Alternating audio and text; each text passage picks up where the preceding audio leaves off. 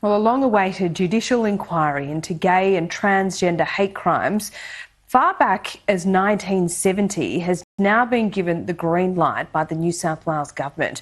The Judicial Inquiry will have investigative powers to subpoena persons of interest and compel witnesses to give evidence in a court of law. Joining me live now is the chair of the committee, Shane Mallard. Shane, thanks so much for your time. This going far back as 1970, can you take us back to that time as to what was happening in and around Sydney?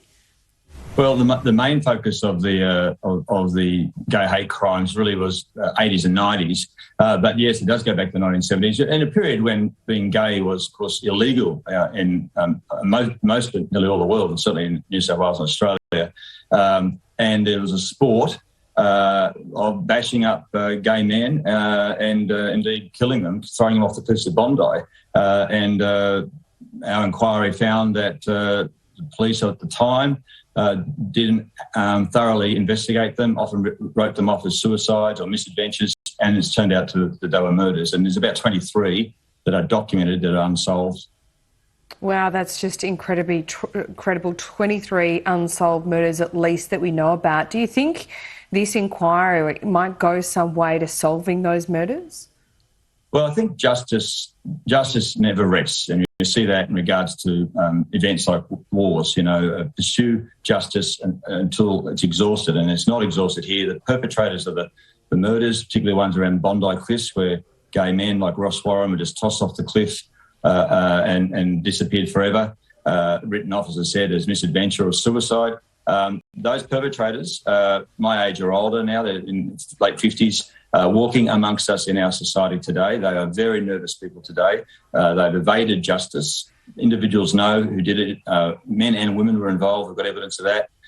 This inquiry is really the last chance, the last really decent chance to have pursuit of justice, not just for the families, many of whom now have passed on, and the friends, many of whom came forward with evidence, who are heroes at the time, but a community collectively that mourns the pain and the loss that we went through. And murders is one thing, the evilest end of it. A lot of bashings occurred. I was bashed myself. A lot of bashings occurred, and there's even suggestions that some police might have been involved. But this is really about pursuing the perpetrators. Shane, this inquiry looks at 1970 to, I think, 2000 or 2010. 2010, yeah. So we're in 2021 now. Can you say here today that it doesn't happen anymore? No, I can't. During the course of our inquiry, a transgender woman was murdered in Wagga Wagga, and that's been categorised as a drug-related murder.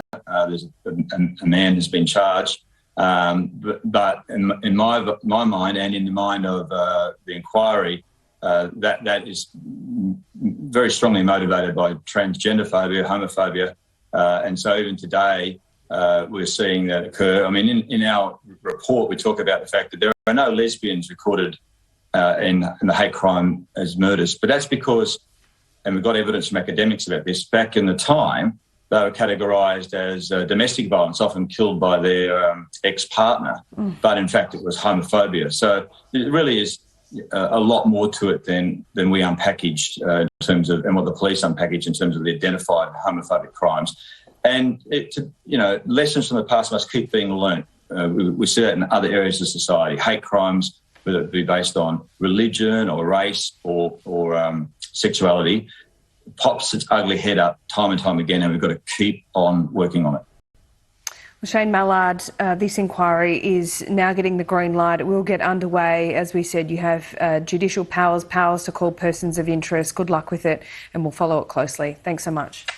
Thank you for your time. Let's check your weather now. Our meteorologist